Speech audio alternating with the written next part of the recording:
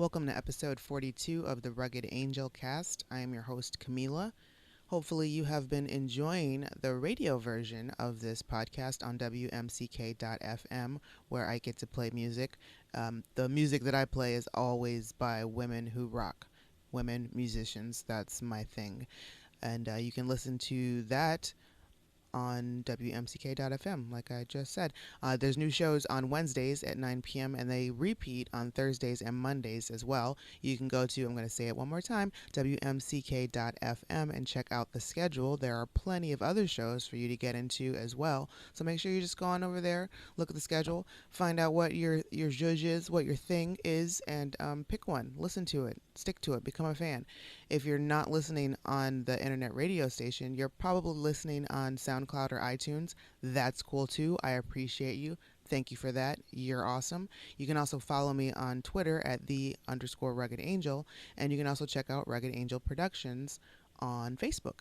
And you can also, while you're at it, just go ahead and check out my website, ruggedangel.com. If you have any musical suggestions or people that you would like me to talk to, let me know that too. I am always open for suggestions.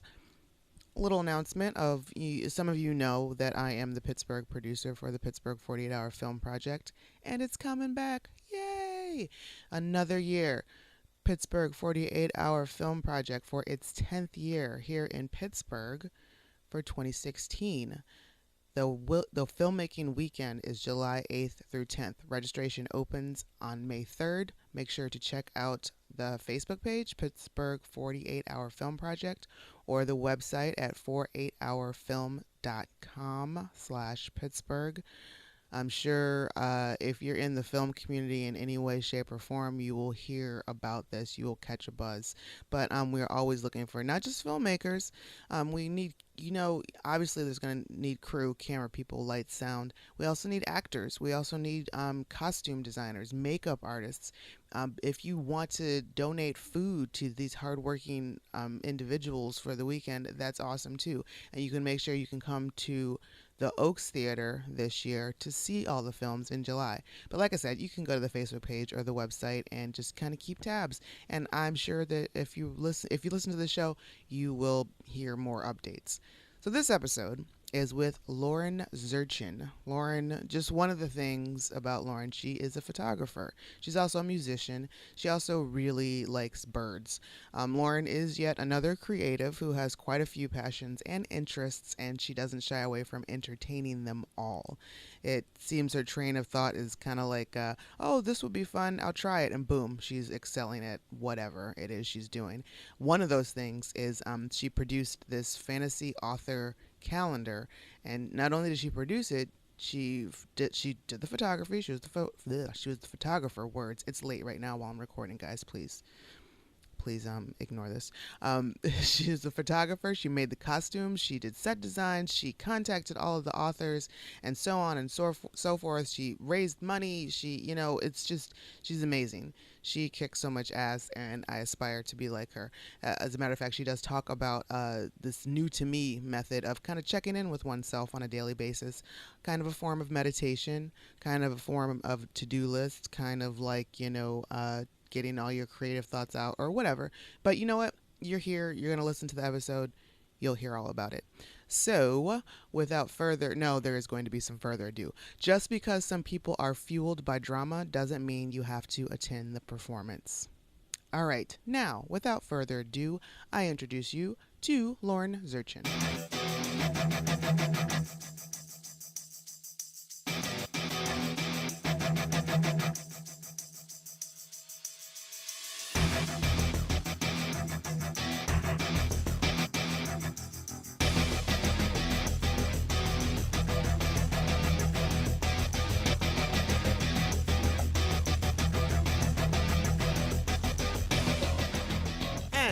Lauren Zurchin, welcome to the Rugged Angel Podcast. You got something in your eye? I do. I got a dog hair. Way to go, Professor. It's all good. But welcome to the Rugged Angel Podcast. Thanks. I'm glad to be here. Yes, it's exciting to finally get down and sit to talk to you. I know. We've known each other, or known of each other, at least for a while now. Many years. Yes. I'm trying to think. I don't even remember. We met you through Addie Twig, who was on your podcast a while ago. Yes. Wow, she was one of the first. Yeah, I don't know. Many years, probably at least 5 or 6. Yeah, I would say so. Yeah.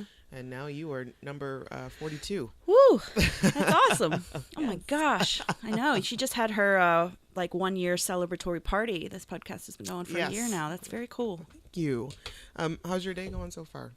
It's good. I did a spinning class this morning, which was interesting. I have a spin bike at home, and I found this app where you can log into a New York City spin class. And which sounds awesome. it was really awesome. It kicked my butt, but it was great because it was like, you could do it. And the girl had the T-shirt on that was like, you can, you do, and I win. And I was just like, yeah, I have a home gym, so I don't exercise out much anymore. So it was really nice to actually take a class. So I've never taken a spin class. I've never been on a spin bike, I guess. It's fun. What's the difference between that and just a regular stationary bike? Well, spin bike has a slightly different handles. And so you can actually stand up and lean forward like a racing bike. Okay.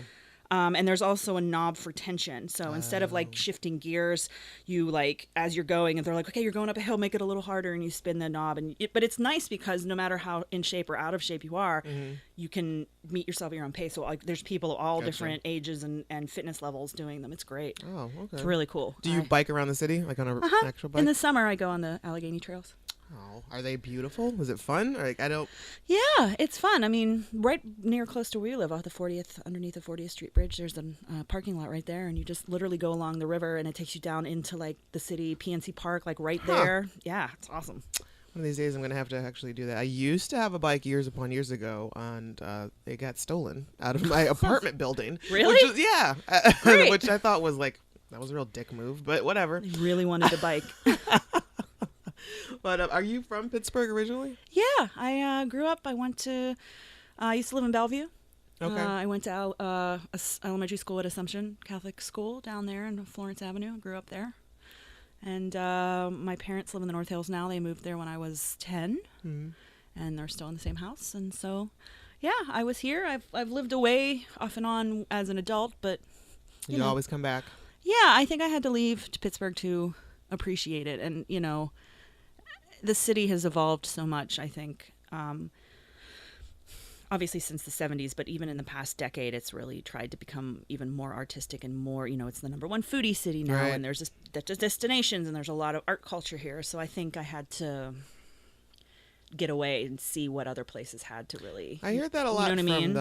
the creative Pittsburgh natives a lot, that they probably wouldn't appreciate it as much had they not stepped outside of the city for X amount of years. Yeah, and it's always going to be home. It's nice to have a home base, and I'm not saying I wouldn't move away per se, right. But right now it works. Yeah, I have a house here in Lawrenceville, and I love living here. I love having this area. All my friends are around here. It's great. Do you have a particular favorite neighborhood here in Pittsburgh? Probably Lawrenceville, just this area, yeah. Lawrenceville, Bloomfield, Friendship. I lived in Friendship before. I love the little mini neighborhoods that you can kind of walk around, and I love living here because there's as a small business owner, I love supporting other small businesses, and there's a lot of really cool businesses here in Lawrenceville. There's just there's lots of microbreweries, and there's really cool boutiques and art stores, and just really cool. I don't know, the vibe fits what I like. So right. Yeah. So you mentioned small business. You're a small business owner. You are a photographer. Yes. And when did you officially start your business? My first official paid gig was January of 2010. Oh, really? So I have been a professional photographer officially for 6 years. Paid professional. And I've been full-time pretty much from the beginning. Really? Mm-hmm. That's outstanding. Yeah. So when did you start? When did you realize photography was your passion?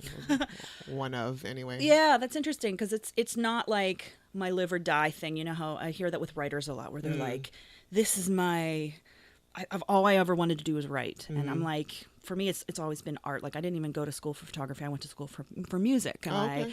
I do all these other art. I think most creatives are creative in multiple ways. Right. I've found, but photography is something I've done off and on. And I actually remember doing this. My friend, one of my best friends from college, got married, I think in 2009 or 8, somewhere in there.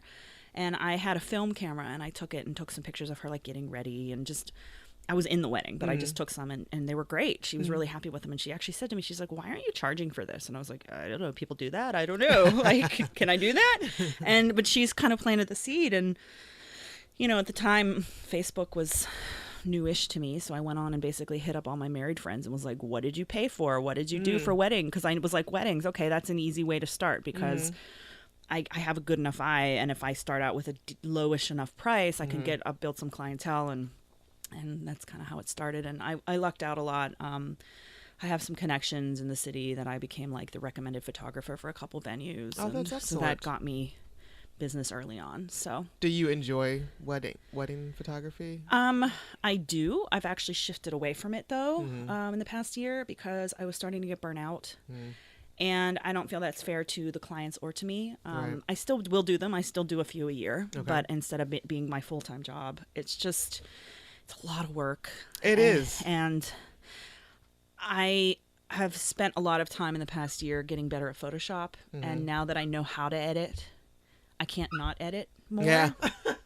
I get it. So it's like, it's even more time consuming.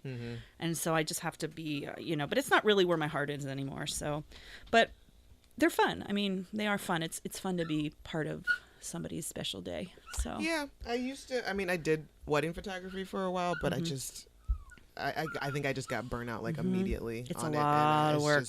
It's a lot. Either you get like the couple that's awesome or awful. Yeah. Like I was never really like a happy medium for me. Yeah, I've never had any crappy couples. I've had a couple of difficult moms.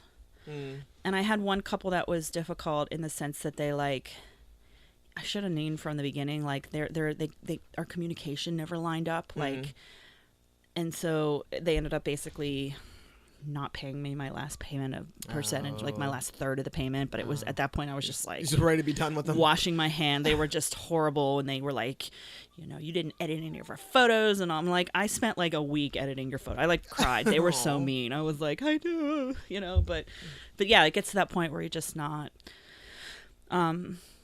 it's not as I think I got burnt out. It started like 2 years ago. I had like 10 weddings in 12 weeks in the fall. And it was a little too much for me. So it sounds like that you had a very great business mindset from Jump Street when you decided to go ahead and do this.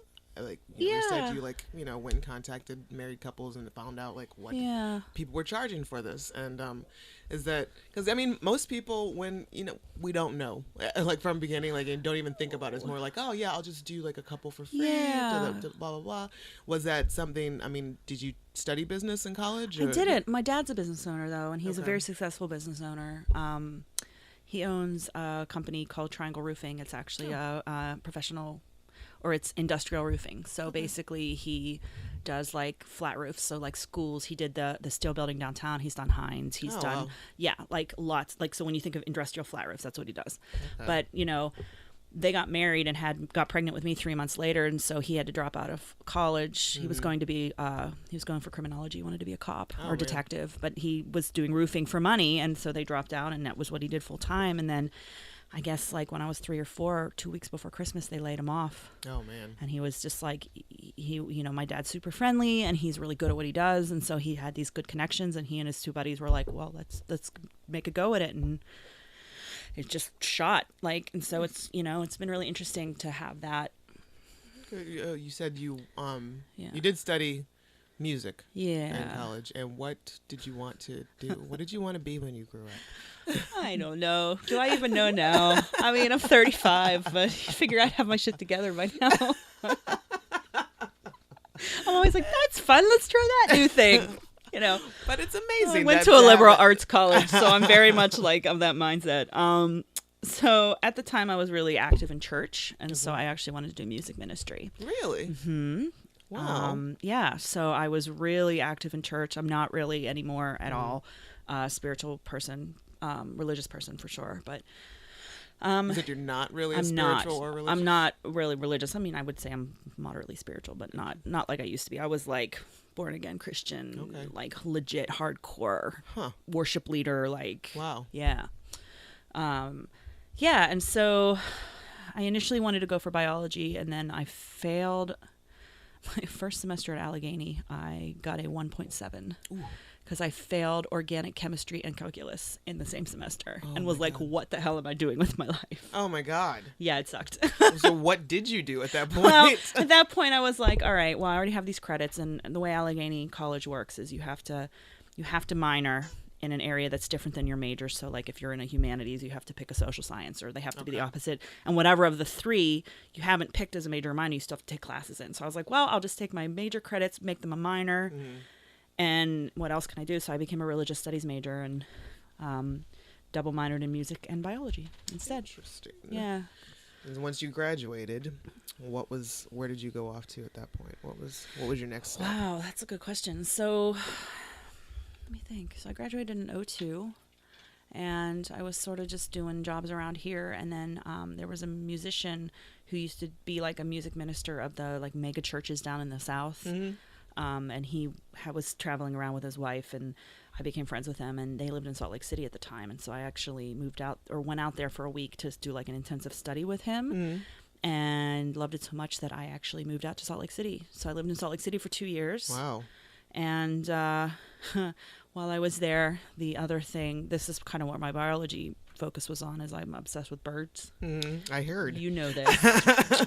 I may have heard. Yes, that. anyone who knows me ever, I have a parrot and I love birds a lot. So I in college I was doing like what do you call it, like education with barn owls and stuff. They had like a program up at Moraine State Park where you could they were releasing animals back into the wild that had become extinct from the area. So they were doing osprey and then barn owls, but they took one of the baby barn owls and raised it as an education bird. And so I was going around with them and doing like education with them. Really? Yeah, it was really fun, and I missed doing it. So when I moved to Salt Lake City to do music, I was like, oh, I wonder if there's any bird stuff here. And I looked, and there's a place called the Tracy Aviary, and I was like, oh, cool, there's an aviary here. There's one in Pittsburgh too, which I had volunteered at as a kid, you know, birds, whatever, not knowing that there are only 2 aviaries in the whole country. Aviaries being like bird-only zoos. Seriously? One is in Pittsburgh and one is in Salt Lake City. That's insane. I know, and you just happen to have your feet in both of them. I was like, oh, birds, whatever.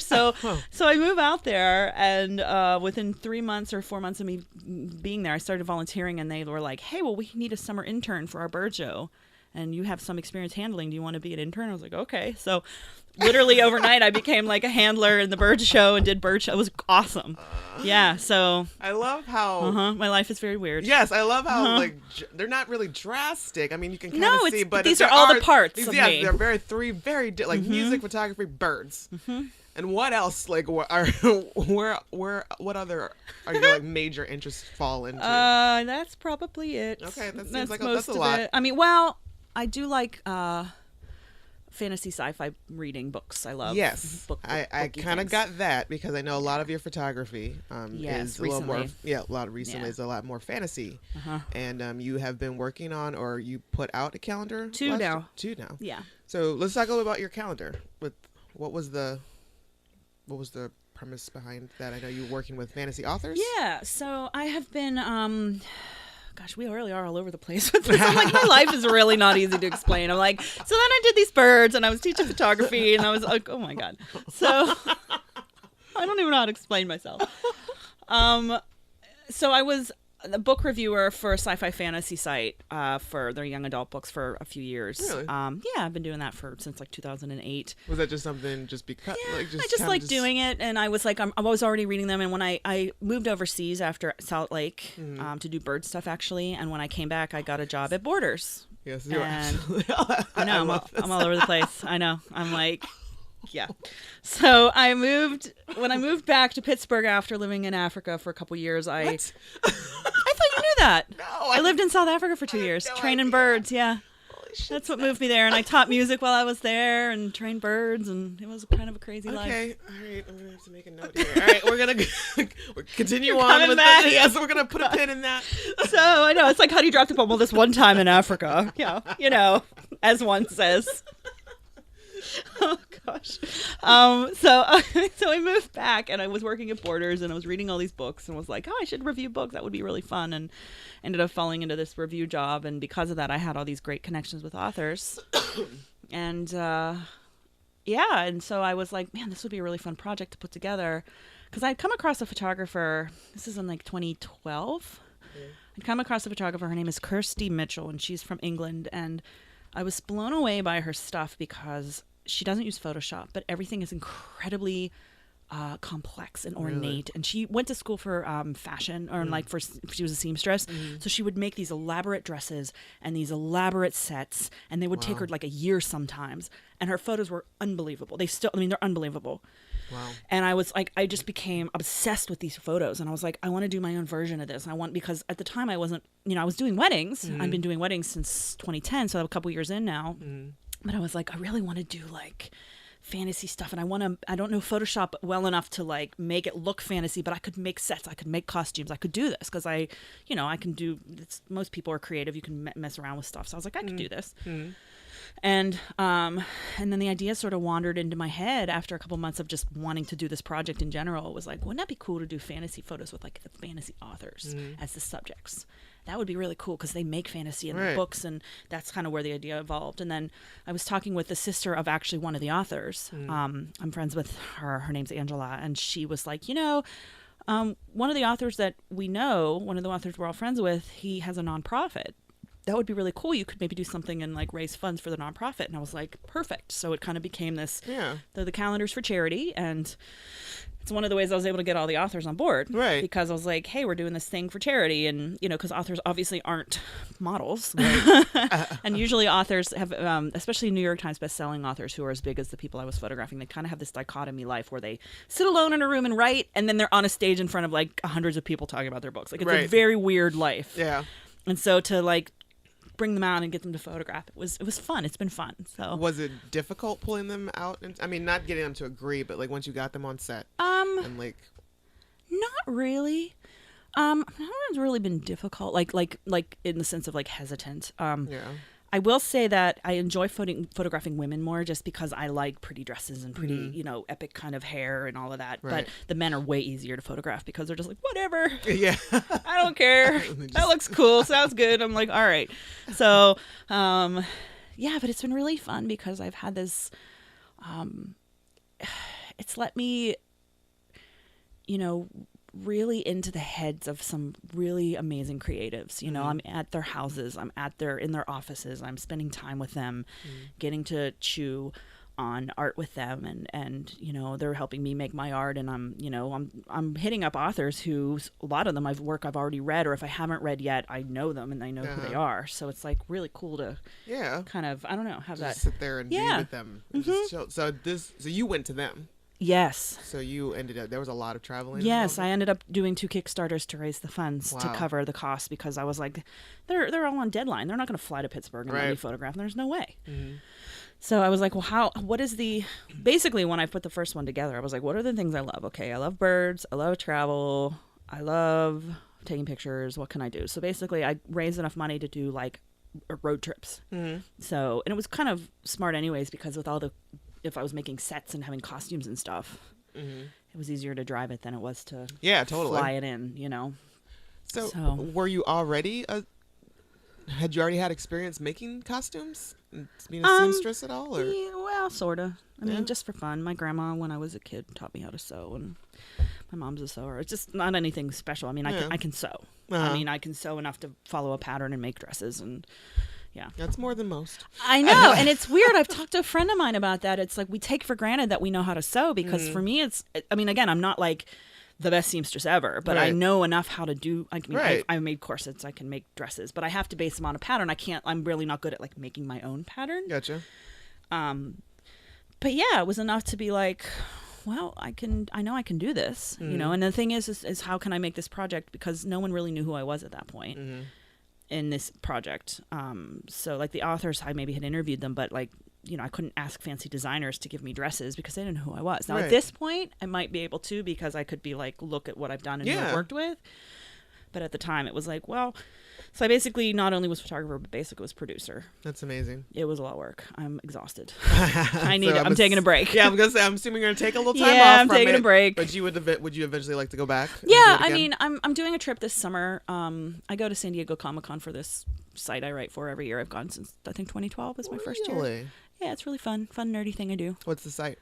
It's called Lithoris. It's a very weird word. My friend made it up. But Lithoris. yeah, so basically the guy who runs it runs Christopher Paolini's fan site. Christopher Paolini is the guy who wrote Aragon. Okay. So there was the movie made with the Boy and the Dragon and all of that. Right. So we have a good connection with the fan site and all of Chris's fans. And so it was like a nice, so I was through Christopher is how I found Lithoris and found Mike, the guy who runs both sites. He's now one of my close friends. So but yeah, so I'm going there for the summer, and so I was like, well, I might as well do another road trip because then I can do shoots along the way and make some money, and so I'm like, well, I'm already going to be in XYZ city, and the author that want to do the next one are going to be there. I might as well maybe see if I can do some. I haven't. This is literally, I just thought this like last week. I'm like, should I do it? Oh, I don't know. It's a lot of work, but I'll be there, and I might as well. Like Comic-Con's like what, July? Yeah, this year it's July 20th. I think usually the past couple years it's been kind of earlier in July. But yeah, so basically, what are you writing about? Like once you get there, or are you just there to geek out and take it all in?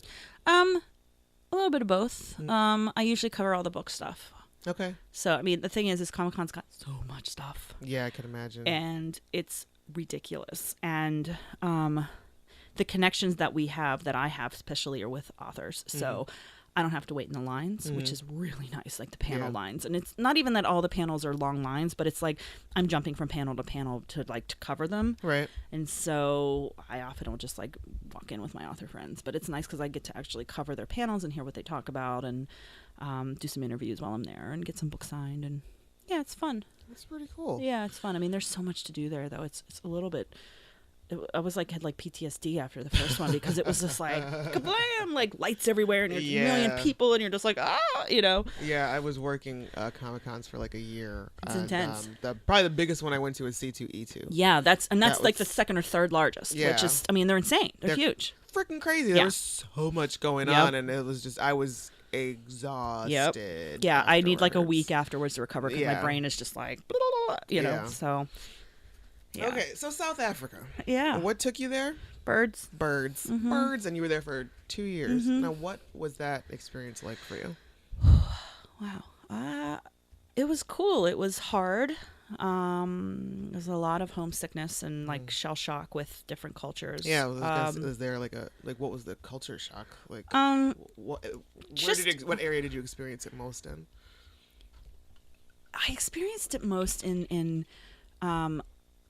a couple ways actually. So like even from the very beginning, like things like the internet, for example. Like the people I stayed with had the internet, obviously, but it was still dial-up, or it was like charge you by the time kind of thing. Oh, really? And so to write emails, they wanted me to go into Word, write my email, and then get online and send it. But like I didn't want to, like, I was so stressed out about like not being able to just sort of be online and wander around and talk to my friends. And so it was like stressing me out to have to like pre-plan all my emails and like, like something small like that. But I was like, oh, can't talk to people. I'm here. Why can't I talk to people? Also, I had a hard time with being American in the sense of like my mannerisms. And I even found it here in this country. Sometimes I get so in my head, like I'm thinking and I'm talking with people that I come across as abrasive, and I don't mean to. I'm not meaning to be abrasive. It just sometimes I'll say something, people are like, "What?" And I'm like, "No, I didn't mean it like that." And then I continue. But over there, I had a rough time with it.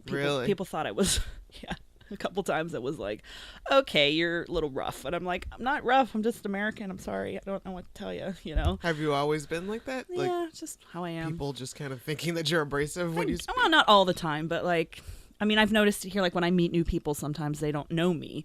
So I'm saying things and sometimes they're just kind of like, what? And I'm like, oh, okay, that's not what I meant. I meant it like this. Right. But in South Africa, it was, the people I hung out with were of, there's multiple races over there. I mean, as of at least when I was there was 11 official different languages. So, and the white people over there are usually of two different people. They're either English descent or Dutch descent. So they became like Afrikaans. Okay. So it's like the British or the Dutch. Okay. And so the people I was with were like of the British descent. So, they're very British. They drink their tea, and I mean, they're South African, but it's of British descent. Yeah. So just different mannerisms, But it was fun. I mean, it was I mean, I got to go all over the country a couple times, and I went to Cape Town a couple times, and I lived on the on the East Coast. Hmm. I was inland from a port city called Durban. Okay. So Did you pick up any of the 11 languages? no, English is one of them. So Oh, really? yeah, So you didn't really. You were fine. I was fine. Yeah, no, I mean, and like Zulu was in the area I was at, and then yeah, there's a couple click languages, and like yeah, it was intense too, because apartheid had only ended in I think 92 or 93. So the guy I dated while I was there, who's my age, I mean, he was 12 when that happened. He remembered, Yeah. and he's a British descent, so he's white, so he was just having that experience. And Yeah. it was really interesting to be there where things were still so fresh. I mean, I was there in 2005, so it had only It was still your generation. 12 years different. Yeah, it wasn't that long. So yeah, it was neat. I went up to Johannesburg once, and I did this like tour while I was up there, and it was during a lot of the end of apartheid stuff. So you actually went to like Nelson Mandela's old house, and you went to, there was this riot or this massacre that happened, and like during that, I think the African people couldn't meet more than 3 or 5 of them at a time unless it was like a religious service. Wow. And so they were meeting in a church to discuss revolution, basically. And these people came in and just like slaughtered them all. Oh my God. And you go into the church and there's like bullet holes still in the altar, and like, oh yeah, it's intense. It was intense. So yeah, it was really interesting to see that. I went to the Apartheid Museum while I was there once, and just yeah, it's a very complicated country, and but beautiful. I mean, oh my gosh, the animals, and I mean, and just the wonderful culture there, and even simple things like, so boobs are not a big deal over there, Right. So I would like be looking at the paper, and the local princess is getting married, and there on the front page is this topless woman, and I'm like, what the heck? There's just like a topless woman, and they're like, well, yeah, like nobody. It's not a sexual thing, Right. in like a lot of African cultures, and so I was just like, And then over here in America, that would never. oh my God, could you imagine? A bajillion years happen. like, yeah, this beautiful young girl, Right. completely topless. Large picture in the front of the paper. People are losing their minds over women breastfeeding. Oh my Like, God. like, And I mean, and the guy I dated, his name was St. John. He was like, what? I was like, oh, I mean, we thought it was hilarious. Like his mom and him would like snip me out like adverts of like, women, just because it was something I would never have them still. Like this, like there was like this like sexiest girl, but it was like, they were all like topless. But it wasn't meant, it was just more about their shape as opposed to like hair of my boobs, Yeah. It was very weird. Wow. Yeah. That's interesting. Yeah. So you have done, you do a lot of traveling. Yeah. And do you do most of this alone, like solo? Depends on who's free. Like your road trips for your authors and whatnot, was that? Depends on who's solo? free. Yeah. Mostly not. Mostly people were Okay. with me. Yeah. Okay. My sister's come on a few. My sister's 11 years younger than me, so she's still in grad school still. So in like summer, she could come with me. Nice. One of my best friends, she recently became a business owner of a cafe, but she's also a photographer, and she's done a lot of weddings with me, but she was working in a job that let her take time off for a while, and so she came on a few with me. So yeah, it's been fun, but I like traveling alone too. I don't mind it.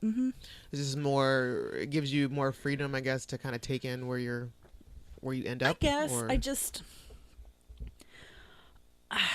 I don't mind my own company, I guess. I mean, Well, that's good. a lot of people say that's a weird thing, but it's like, I feel like, I mean, I'm single. I'm okay with being single, for example, at the moment. I don't have anyone in my life and like that, but I don't feel this need to be with people. So Right. it's nice to, it is nice to have someone with you to split the travel. And I don't prefer one over the other per se, Right. but like this summer, I'm going to be stopping and visiting a bunch of different friends along the way. But the driving part, I'll just put audiobooks on or good music and just go, you know, just go to do, like you said, I can kind of do my own thing. Right. I mean, obviously the people I travel with are like-minded people. Yeah. So But we're gonna. there is like a sort of comfort, I guess, at certain points in time where you don't have to feel like you're, not to say that friends can be burdensome, but sometimes it's like, I just need to. Well, and that's a really good test of friendship is, can you be with someone straight for 6 weeks Absolutely. or a month or whatever, Yeah. and yeah, my sister and I we're actually really good friends now. And I think part of that was because of the road trip. Not that we weren't friends before then, but like, she's an adult now, and Right. she's a young adult. So it's like I never actually had spent weeks on end with her as an Right. adult, and so I was like, she's real cool, you know. Yeah. Like, I mean, I knew that, but actually, like, to spend time with her. No, So yeah, that's a big difference to be able to do that. I was just talking about that the other day. I have a younger sister. We're like 5 years apart, but she doesn't live here. She lives in Atlanta. And I was just talking about how, now that she's an adult and, it's just more, there are a lot more things that we have in common. And I would just love to be able to spend a lot more time just to be able, like, on end with her. And yeah. but yeah, it's a good portion of it. All right, so I guess to hop to another No, we're all over topic, the place. music. Music. You play guitar, you sing, you write songs. You what? Or did you come from a musical? Do you come from a musical family? Yeah, my grandpa was really musical. Actually, my degree in music was with saxophone. That's what I did for years and really? years. And that's what he played, and I played that since I was like 12. What other instruments do you play? Is it sax, guitar, and piano? Do you play piano? Not very well. Sort of, not really. I can do hand drums, but like basically guitar and sax are really it, and voice, obviously. But No, I know that you I know you have a collaboration with Addie Twig, Carmela Road. Camellia Road. Camellia Road. Yes. And do you also do solo? Not anymore. I mean, music's been hard to do because it's. I don't know if you find this as a creative yourself, but how you go through different seasons of different art forms. Yeah. So like when I was in college, I was doing music ministry, so that's when I learned to play guitar. I was really into singing and playing, but guitar always was more about supporting my voice as it was opposed to just actually playing for the sense of playing music. Okay. So I've never been I'm a very strong rhythm guitar player, but I can't play lead, and it would take a lot of practice for me. And I'm not against it. It's just never been an interest of mine. So same thing with like this. It's just photography and this projects took so much time that music kind of just went to the back burner. So Addie and I sing together every year for Swan Day, and we do usually a couple things throughout the year. But nothing major. Like Addie's is in like 3 different bands, and she has like rehearsal every night and whatever, and it's fun. But it's been it's not my fault, but its reason is because of me that we haven't done more is because I've been traveling. Yeah. And it takes time to actually practice and rehearse, and I enjoy it when we do it, but it's just. There's only so many hours in the day. There's only so much, and when I'm producing a project where I have to be sewing costumes and driving around the country, and again, I'm not complaining, but I physically wasn't here to do stuff for a long time. So, how was Swan Day this year? it was good. Yeah, it was fun. We closed out the show. Nice. It was fun. It's interesting. Swan Day is, it's neat to see how it's evolved. This was its eighth year, I think. I think so. So to kind of have friends who come and support it versus people who've never come before and are experiencing for the first time. I had both of those friends coming this year, so it was interesting to hear it from different perspectives. Yeah.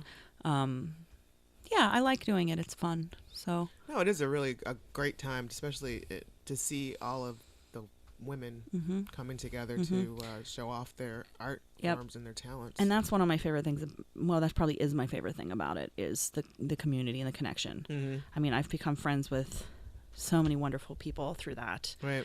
And even if I don't hang out with them during the year, I'll see them at parties. But every year at Swan Day, it's like we just hug each other and we're happy to see each other and support each other. And it's great, It's such a difficulty now in adulthood to keep and foster those solid friendships of just being able to hang out.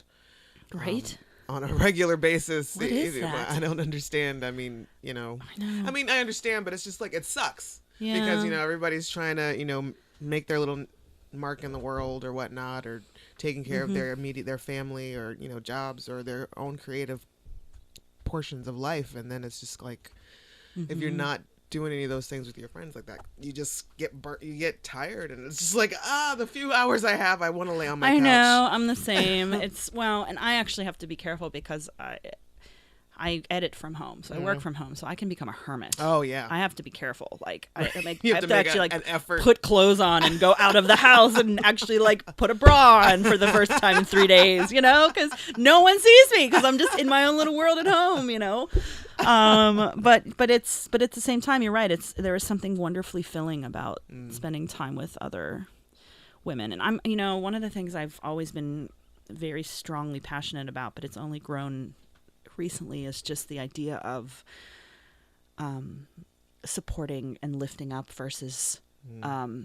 essentially dealing with your own insecurity to then tear people down. It drives me crazy. I mean, I found it in music, and I found it really interesting in music when I did it in college. Like, musicians always had this kind of like competitiveness. Yeah. And I was just like, but we're all here to just hang out and play music. Right. And so and like with photographers, I've even found it. And it's become like my life's mission now to like cultivate relationships with other photographers and collaborate with them. Because like, for example, when I did the first calendar project, I reached out to 3 different girls, actually 4 different girls. 2 of them now are 2 of my best friends. And basically one of them I reached out because she had done a photo I came across, and I was doing something similar for the calendar. And I was just like, hey, I'm doing this thing. How did you do this? Is this how you did this? Would you mind sharing with me? And she did. And by the end, like, we were IMing that night. And by the end, I was like visiting her in Atlanta. Nice. The other girl is a costumer who's a photographer also. She was featured on like the Weather Channel and USA Today because she made this giant ball gown and hiked up Mount Rainier and to do these photo shoots. She was at the freaking top of a mountain taking these photos, and they're incredible. And I was just like, reached out and basically was like, I'm not that it's the same, but I'm sort of in the same vibe, and this is awesome. And she's one of my best friends now. That's amazing. Which is great. I mean, that's the thing. It's like, I found these people who are wonderfully receptive and like to share. We like to encourage each other. And then there was another person I reached out to her and was like, hey, the look of your photos I really like. Do you teach lessons? I would love to like pay you for a Skype lesson or something. And she was just like, no, I'm happy to edit them for you, but I'm really private about my editing process, and it's very personal. And I was just kind of like, okay, but I want to learn. I don't want you to do it for me. Right. And it was like, there was this barrier there. Yeah. And I was kind of, but see, looking at it now, it's like, are you really that insecure that you're worried I'm going to take your editing style and I'm going to... That's what it boils down to. Yeah. I mean, she may not have even realized that's what it was. Right. But so now, like, really seeing that is something I'm really passionate about. It's just, it's hard enough by yourself. Yeah.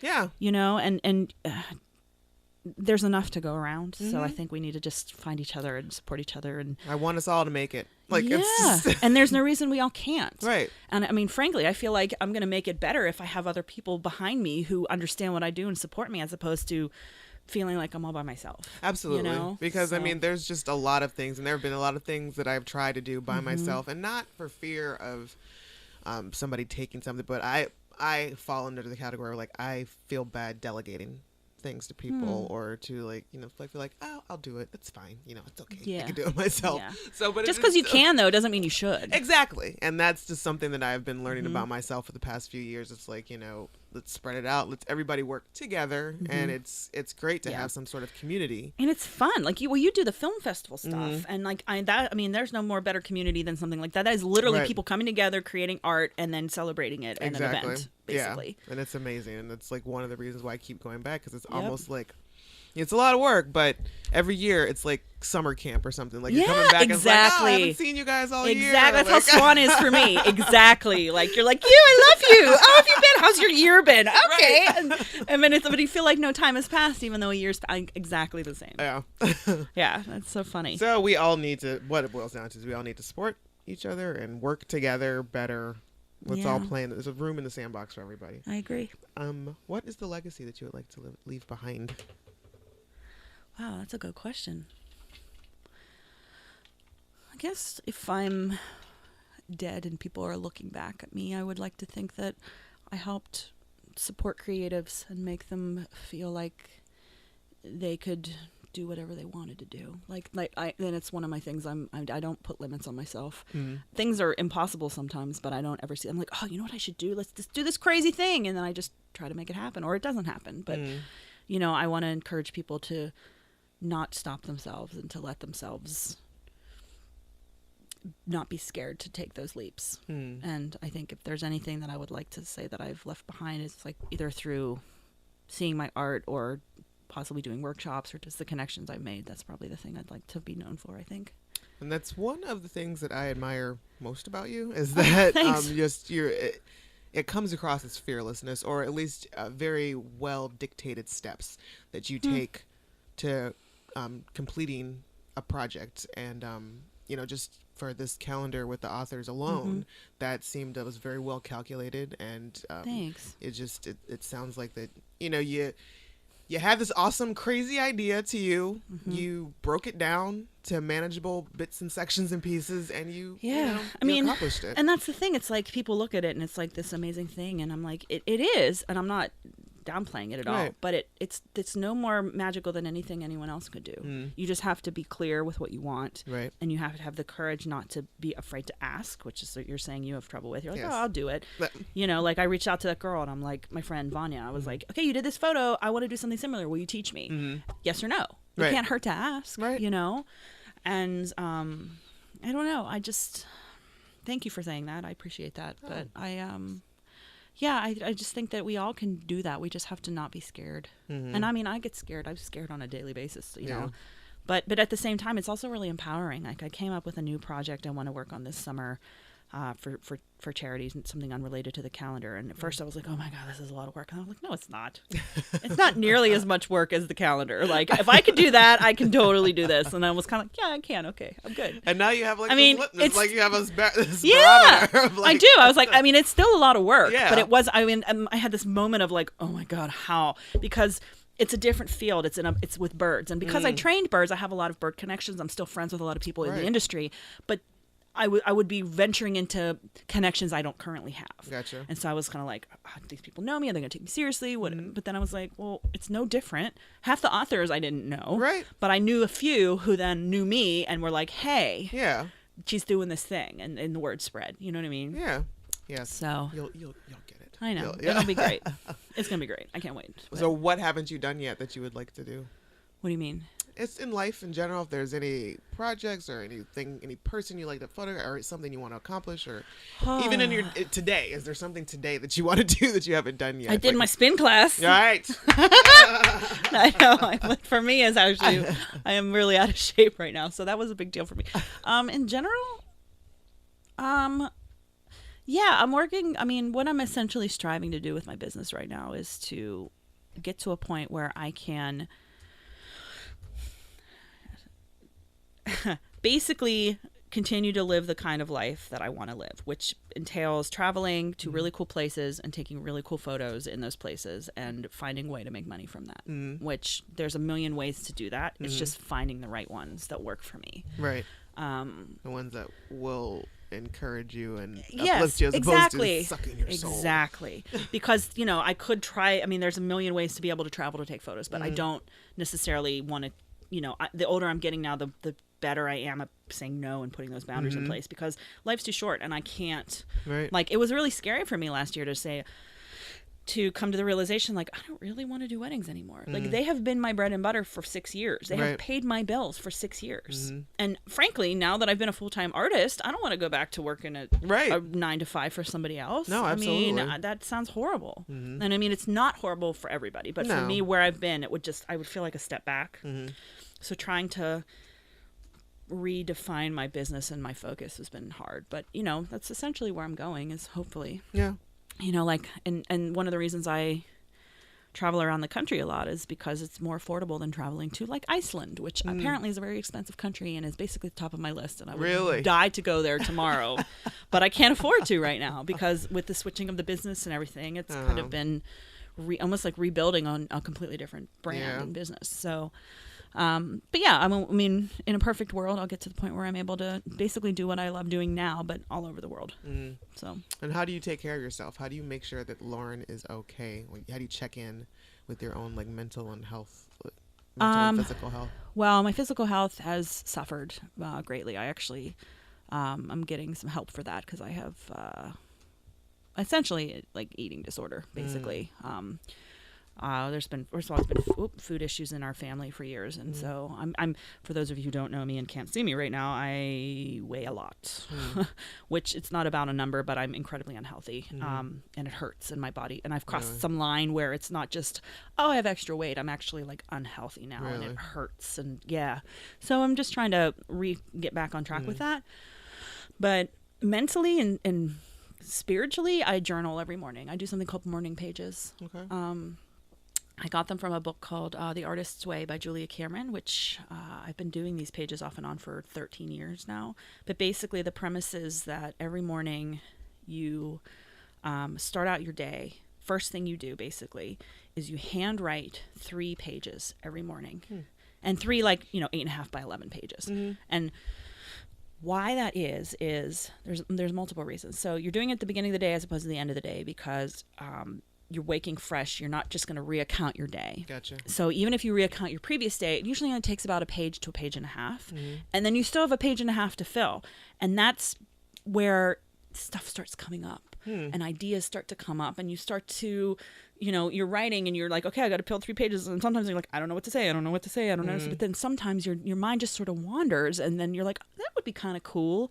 And then an idea comes, and then you chew on it a little more, and then, or blocks, or you find blocks, or, there's only so many days you can write it yourself. Like, this is bothering me. It's basically a mirror, it holds you up, and you can only look at the crap for so long without wanting to change it or thinking of new ways to deal with things. I would highly recommend them. I love that idea. Highly recommend them. I'm going to absolutely try to do that. Gosh. I mean, I don't do it all the time. I try to, but actually that's a really good barometer of where I'm at mentally, because if I don't do them, it's usually because I'm avoiding something and I don't want to look in the mirror. But like I get up, go to the bathroom, get my coffee, sit down. While I drink my coffee, I write my morning pages, and it's been wonderful. And the Artist's Way is basically a 12-week kind of recovery course for artists. It's basically like to help you find where you have any blocks with yourself mentally, with your art and your creativity, and help you get past that. And one of the things she does is, you do morning pages every year, and she talks, or every day, but she talks about artists who swear by this, like, no matter how busy they are, they will get up to make sure they have that half an hour to write in the morning, because it's that important, because it's almost like a form of meditation too. You're like focusing and centering, and it focuses your day, and it focuses your mind. Oh, I love them. I am going to give that a try. I highly recommend. Sounds amazing. Yeah. Sounds like something that I need in my life. I'll totally send you the link for some please. stuff. I've seen a few articles about it too that are really cool. So awesome. All right, so we're going to take a quick break, and then we're going to come back, and I'm going to ask you a bunch of random questions. Okay.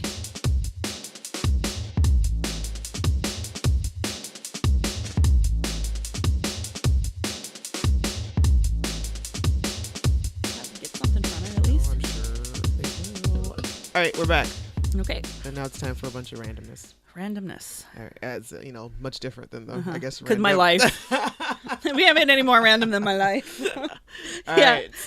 Number 1. What album can you listen to from beginning to end? There are multiple. Just one of them. Currently, I love Haim. Oh, yeah? Haim. Haim. So it's Haim? H-A-I. Not Haim? Because I've been trying to Haim figure out. like rhyme. And I think Addie told me about that. She introduced me to that album like 2 years ago, I swear. And I still am obsessed. I will listen to it start to finish. I haven't listened to the entire album yet, but there are like 3 songs that I do really love enjoy. That album. I also really love the Kopecky, the recent album by the Kopeckys. I think it's called Drug for the Modern Age. Okay. They're a really fun band. They are incredibly talented musicians, and they do multiple different weird stuff. Like they have trombones, and then they drop like chains on drums, but their music's just really fun. Yeah. And I can listen to that start to finish. So those are 2. Nice. What's your favorite color? Seafoam. Are you usually late, early, or right on time? On time, erring on late. Favorite pizza topping? Cheese. Favorite word? Leap. Do you still own any cassette tapes? Yes. What was your first job? Working at a dry cleaner. Yeah. You still know the secrets of of starching properly starching a I didn't shirt? actually process them. They went out. I brought them. We had to we were the hub where people Gotcha. came in to pick their stuff up. Basically. Okay. Last book you read? What's the last book I just read? I rereading a series called the first book's called Incarnate by Jodi Meadows. I read it in the fall, and I'm rereading it now. It's very cool. Just because you love it so much? Yeah, and I needed something that I kind of I have been having a problem not stopping reading before bed, and then I wake up, I stay up till 3 a.m, and then I'm completely non-functioning the next day. So I'm trying to break that habit by reading something that I already know, and so I you're know not like a cliffhanger. It's not yes. Like, so I'm trying to recondition myself to be like, set the alarm, And when it goes off, you actually stop and go to bed. So, but it's a really cool series. There's this, there's a million people who have can be reincarnated in this one girl that, so basically when someone dies, the next time someone's born, that person's reborn. And it's been happening for 5,000 years. But then all of a sudden, this girl, Anna, is born and she's a new soul. And where did the other soul go? And why is she here? And what does that mean for everybody? And it's very cool. It's very interesting. It's really cool. This is a series? It's a YA series. Yeah, it came out, I think, 2012 to 2014 are the three books. Okay. Yeah. I'm going to look into that one. It's fun. Favorite song to sing? Right now, it's probably Adele's Hello because it's fun. Would you survive a zombie apocalypse? Only with the help of the friends that I have, not by myself. I have a friend who has like a freaking bunker, and I have a couple friends who are like doomsday preppers. Really? Yeah. Nice. I have some prepper friends, so I would be like, a list. I would go into their house. You got a list and a go bag. And personally, I would love to say that I could be awesome, but I would not. Nope. Celebrity you would love to have dinner with? Katy Perry. Do you know any jokes? I know a really lame joke. Okay. What goes ha ha boink? What? A man laughing his head off. It's really dumb. Yeah, it's like the dumbest joke ever. But I love this question because I usually get like the dumb. Those are the only jokes that anybody people remembers. Can think of the quick right? ones. Yeah. Like the ones that are so quote unquote lame. What makes you bored? What makes me bored? Monotony. What is your favorite part of the human face and why? Eyes, because of the soul connection. Favorite cartoon? Animaniacs. Hello, nurse. Yeah. Can you do any accents? No. Really? No.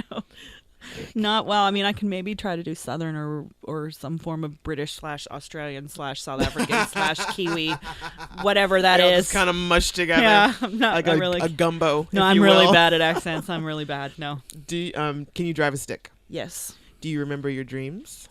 More often than not, no. Coffee or tea? Yes. Do you like clowns? I don't hate clowns. They're a non-factor. No, I'm indifferent. Okay. I haven't. If you could have any superpower, what would it be? I think I would want to. Oh, that's a really hard one. Everyone always says flight, and that would be really cool. But I think I would want to be able to. What is wet? Oh, I think I would. If I could have any superpower, I think I would want to be able to speak all the languages. Oh, nice. Michael Jackson or Prince? Michael Jackson. You never get tired of blank. Birds. I think I know the answer to this next one. If I gave you a plane ticket to anywhere in the world, where would you go? Right now, it would be Iceland. Probably, yeah. And describe yourself in one word. Creative. Thank you, Lauren. Thank you, Camila. For sharing this hour with me. This was fun. Yes, I Thanks had a for great having me. time, and it was excellent to get to know you. Yeah. Where can people find you? Your website and info on you? New projects? Yeah, I mean, I'm on all of the social media things. stuff. Yeah. My social media handles for like Instagram, Twitter are Lazurch, Lazurch, just because it's a nice little abbreviation of my name. That sounds nice. Sounds nice. Lazurch. Sounds good on the tongue. You can thank Addie for that. She was like, you need it short because there's only so many characters. Because she actually taught me how to Twitter on a car ride back from Chicago because I was like, I don't understand what I'm doing. She's like, okay, this is how you Twitter. This is how you Twitter. You tweet. This is how you Twitter. Yeah. And what's your website? My website is laurenzurchinstudios.com. All right. So. Well, I hope you figure out what your plan of attack is for Comic-Con and stuff. And it will always be fun and crazy, and yes, you know, and I'm extremely envious of that. it's fun. But yeah, okay. Well, guys, as always, you can find me at RuggedAngel.com or on Twitter at @the_RuggedAngel. Rugged Angel Productions on iTunes, SoundCloud, all that jazz. And remember, whatever you do, do it with passion or not at all. Amen.